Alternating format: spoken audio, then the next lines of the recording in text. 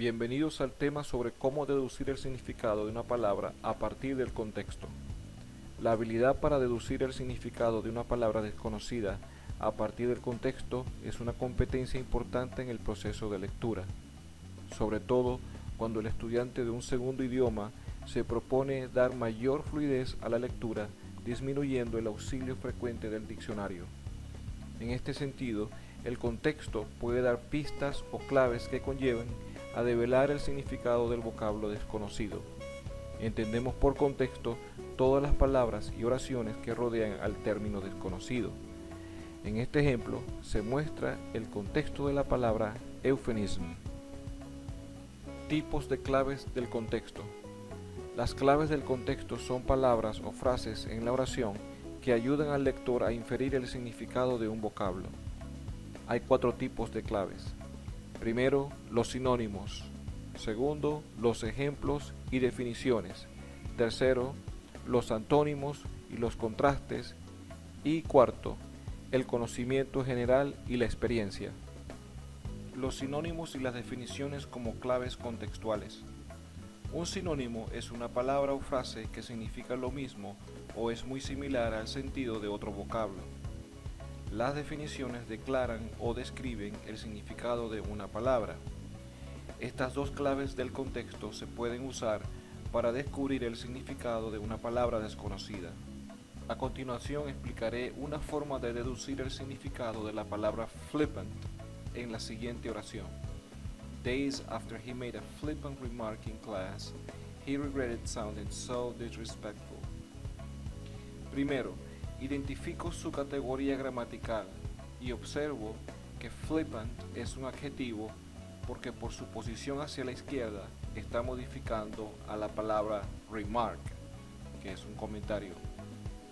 En el contexto del resto de la oración leo que él se arrepintió o lamentó por haber sido tan irrespetuoso. Entonces, si lo que dijo fue irrespetuoso, el comentario tiene un valor negativo. Fue un comentario que tiene la misma connotación de flippant. De este modo, disrespectful es el sinónimo que devela el significado de flippant. Así, podemos predecir o proponer un significado a la palabra desconocida. Solo debemos recurrir al diccionario para confirmar nuestra hipótesis y no para hallar el significado desconocido como primera opción.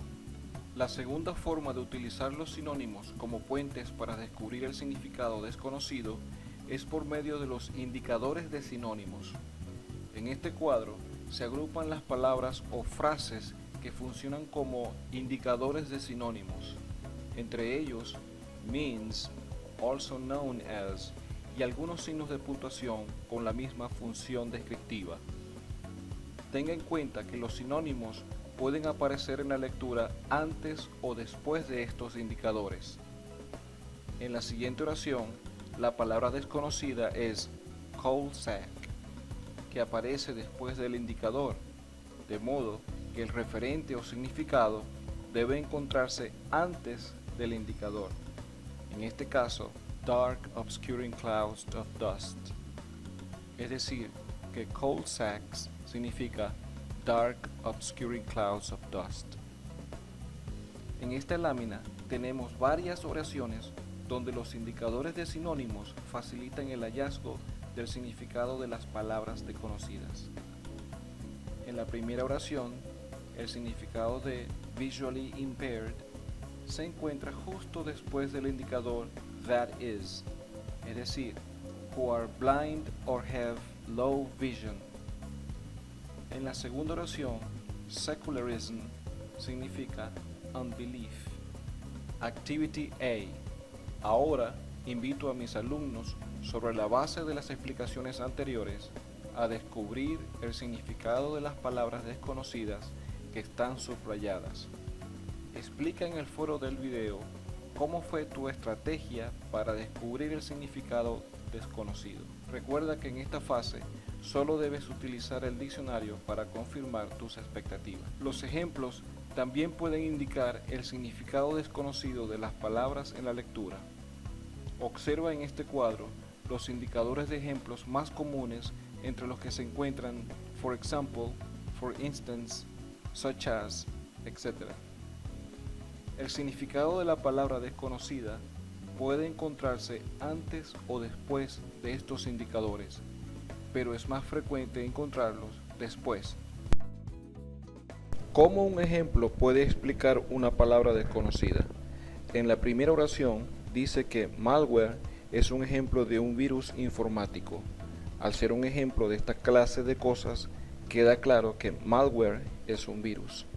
En la segunda oración, high-tech gaskets, tales como such as, iPads, tablets, etc., nos indica que esta clase de cosas son gaskets.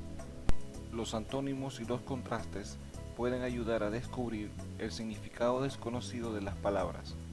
Recordemos que los antónimos son palabras que significan lo opuesto de otras palabras. En primer lugar, explicaré cómo intervienen los antónimos en el descubrimiento del significado desconocido a través de las siguientes oraciones. En la primera oración se dice: The glass might absorb so much acoustic energy that it will shatter. The other glasses remain unaffected. Aquí la palabra con significado desconocido es shatter. Si observamos con detenimiento, podemos notar que es un verbo porque está acompañado del auxiliar will a la izquierda. Así que si el vidrio absorbe mucha energía acústica, hará algo. Por otro lado, el resto de la oración nos indica que los otros vidrios resultan inalterados ante la misma acción acústica. De modo que esa característica o ese estado inalterable representa una oposición o contraste positivo frente a lo que le sucede a los otros vidrios a través del verbo shatter. ¿Qué acción negativa le sucede al vidrio que está en oposición al estado inalterable del resto de los vidrios? ¿Qué podría significar shatter? En la segunda oración se lee: To keep healthy, people need to be active. If they remain stagnant, it could result in loss of vitality and health. Aquí la palabra desconocida es stagnant. Observamos que es un adjetivo, una característica que acompaña al verbo remain a la izquierda. Remain stagnant, permanece en esa condición. El resto del contexto en esa oración nos dice que permanecer en esa condición puede resultar negativamente en la pérdida de vitalidad y salud. Por el contrario, en la primera oración nos dice que para mantenerse saludable, la gente tiene que estar activa. Entonces, existe un contraste entre ser activo y ser stagnant, pues los resultados sobre la salud son distintos. Nos preguntamos, ¿qué podría ser el opuesto de ser activo? Los enunciados con antónimos o contrastes se pueden identificar a través de indicadores de contrastes como los de este cuadro, entre ellos however, but, yet, in contrast, etc. Utiliza estas marcas o indicadores para detectar oposiciones. Ten presente que los antónimos pueden aparecer antes o después de estos indicadores. En la primera oración, it kept me dry and warm even though I was soaked and all of the moisture on my body passed right through. Aquí, la palabra desconocida es soaked, que hace oposición con respecto a la ubicación del indicador de contraste con el par dry and warm. De modo que soaked debe ser el opuesto de estos términos. En la segunda oración, ¿qué podría significar withered con respecto a big trees, vegetation and wildlife? El conocimiento general y la experiencia representan dos aliados a la hora de inferir el significado de una palabra desconocida. Algunas veces es necesario apoyarse en estos dos recursos para llegar a conclusiones lógicas sobre la base de la información disponible en el texto. Considerando el contexto de las siguientes oraciones, podrías inferir el significado de abate y surrogate. El poder del conocimiento. A modo de comprobar el poder del conocimiento previo y la experiencia para facilitar el descubrimiento del significado de una palabra, intenta descubrir, con el apoyo del contexto de las oraciones, el significado de las palabras desconocidas que ni siquiera aparecen en el texto de los cuadros 1 y 2. Múltiples significados a través del contexto. Es muy importante recordar que solo el contexto determina el significado de una palabra, de modo que distintos contextos otorgan diferentes sentidos a una misma palabra. Intenta deducir el significado de la palabra endow en las siguientes oraciones y comprueba si el significado varía o no de acuerdo al contexto. ¿Qué hemos aprendido?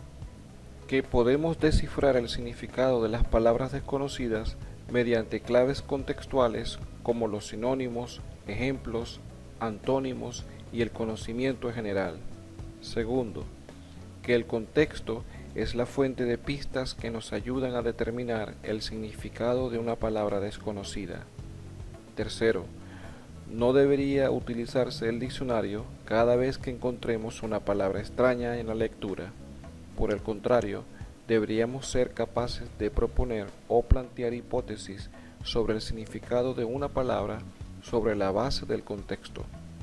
Cuarto, al llegar a este punto del curso, el diccionario solo se debería usar para verificar nuestras conclusiones o suposiciones en cuanto al significado obtenido a partir de nuestro análisis del texto.